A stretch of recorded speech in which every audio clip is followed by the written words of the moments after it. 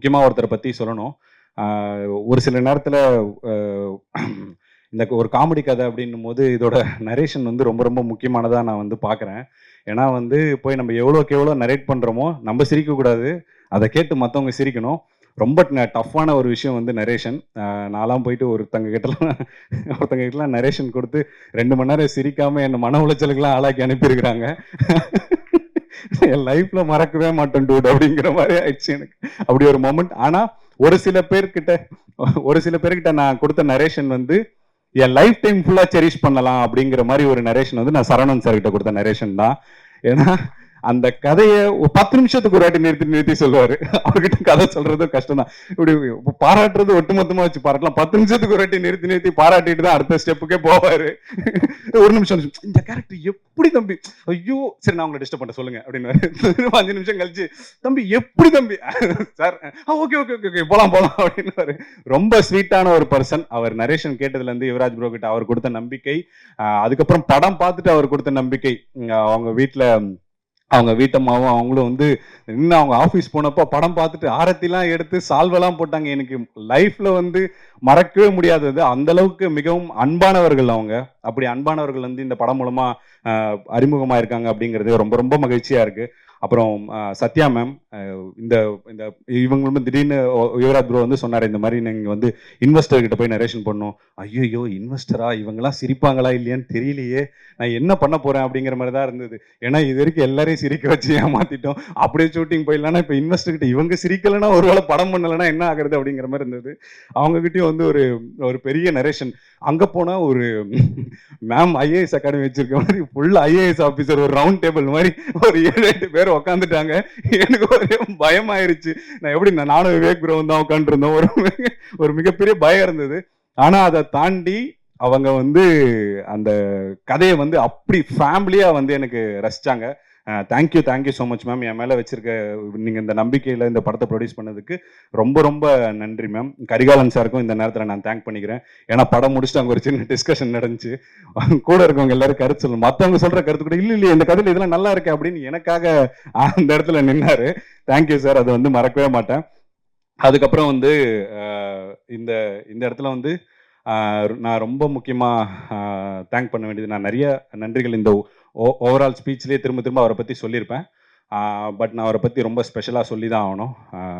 என்னோட brother Yuvraj bro, thank you so much. ரொம்ப எமோஷ்னலாக இருக்குது. ஏன்னா ஜமா முடிச்சுட்டு நான் நிறைய பேர்கிட்ட போய் கதை சொன்னேன்.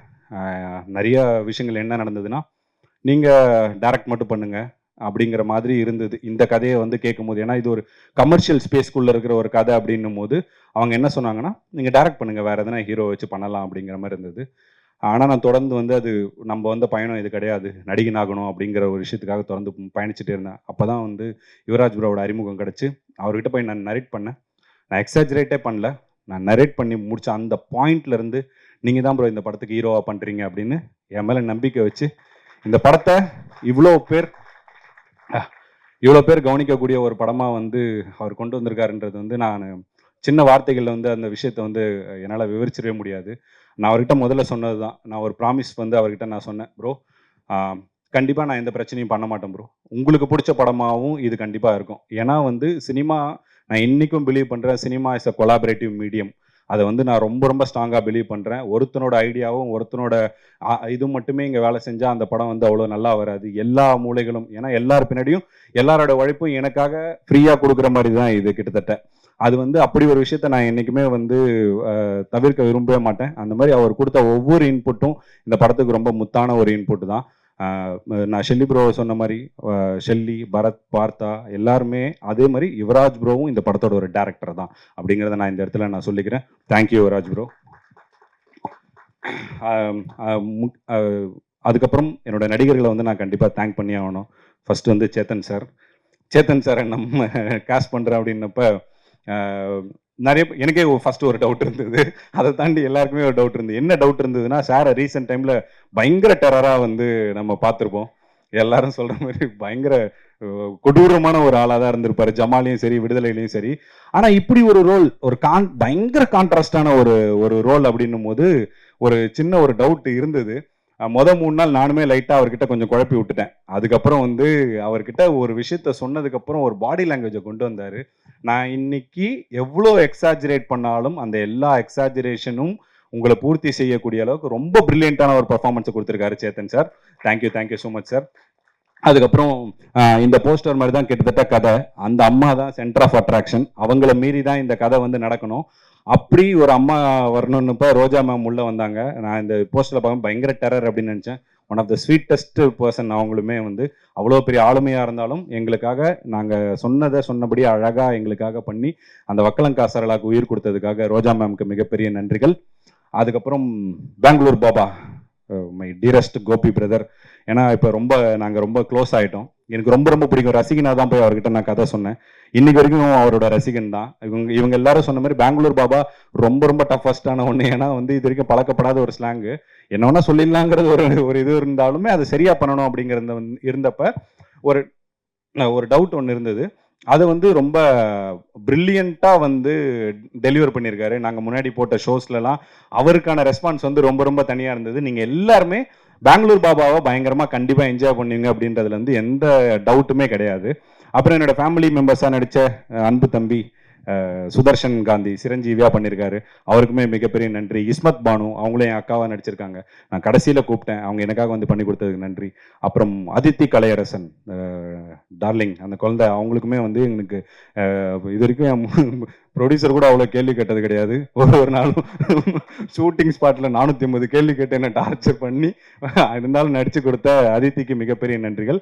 அப்புறம் இந்த படத்தோட முக்கியமான ஒரு காஸ்ட் டயானா, ரம்யா ரங்கநாதன், அவங்கள வந்து நான் கிரேட்ஃபுல் அப்படின்னு தான் சொல்லணும். ஏன்னா நிறைய விஷயங்கள் இருந்தது.